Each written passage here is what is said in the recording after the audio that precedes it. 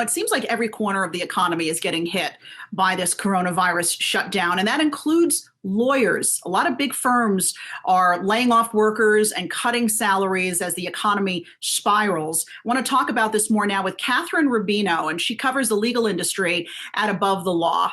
Kathryn, good to see you. You know, some people might think, I don't know, this economic slowdown might actually create the need for more lawyers. Talk to us about the layoffs and how widespread are they? Sure. I think that long term that there may be a need for particular types of lawyers like bankruptcy or restructuring lawyers. But in the short term, what we're seeing is a lot of even the very largest law firms being concerned about their capital and their cash flow. Lawyers get money by collecting it from folks who are in industry. So if they have a lot of clients who are in industries that are particularly hard hit during this time, a lot of retail or other folks that are, really not doing well now, lawyers are concerned. And so we've seen across the industry these COVID-19 austerity measures, a lot of salary cuts, as you have mentioned, and we've even seen furloughs and layoffs. Staff members have been harder hit, more so than lawyers, but we're even seeing lawyers and law students who are trying to enter into the markets finding a lot of problems. Yeah, you mentioned those law students. Tough time to be graduating from law school right now. The bar exam has been delayed in some instances. I don't know if it's been canceled, but certainly delayed in parts of the country. A lot of summer associates are being told not to start work. What does the future look like for those folks who are looking to enter the legal industry? A lot of them, might we add, holding a lot of debt after trying to pay for law school.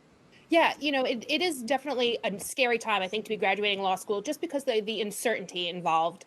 As you said, a lot of places, everyone has postponed at the very least their bar exam. But what happens next is very much up in the air in a lot of jurisdictions. There's a question about whether or not some jurisdictions will allow these folks who are graduating to practice under the supervision of a more experienced lawyer. Others will sort of postpone it until we're able to have them take the bar exam. But when that will be, that remains a very much an open question. A lot of folks are expecting to start jobs, at big law firms and potentially law firms that have laid folks off. So whether or not those firms will be able to absorb those new associates remains an open question. And I don't even think that the law firm leaders have a very good sense of what the world will look like and what their industry will look like come September, October.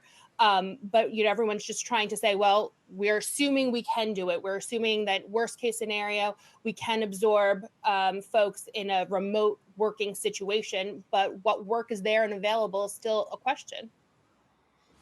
Given the layoffs, Kathryn, do you think it will take longer for companies to restructure, longer for companies to go through the bankruptcy process? And I'm trying to get a sense of if that is the case, what does that mean for the economic recovery? Yeah, I think that the law firms that are laying folks off they're not sort of laying off 50% of their lawyers or anything quite as severe as that. While law firms are very hesitant always to provide you with specific numbers, it's always being couched as small or in particular groups. What we're much more likely to see is that particular groups, M&A, mergers and acquisitions, folks being cut, or, different kinds of niche practices being cut as opposed to bankruptcy or restructuring. In fact, I think that if you're a bankruptcy or restructuring lawyer, you have a lot of opportunities right now. And really lots of law firms are looking to add in those practice groups, even potentially as they're cutting salaries or cutting other positions at their firm. All right, Kathryn Rubino, senior editor at Above the Law. Thanks for making time for us today. Be well. Thanks for having me. Hey investors, Zach Guzman here. Are you interested in learning more about the markets and getting the latest financial news? Well, then click right here to subscribe to our Yahoo Finance YouTube channel. Get the latest up-to-the-minute market analysis, big interviews in the world of finance, and information on how to manage your money every day wherever you are.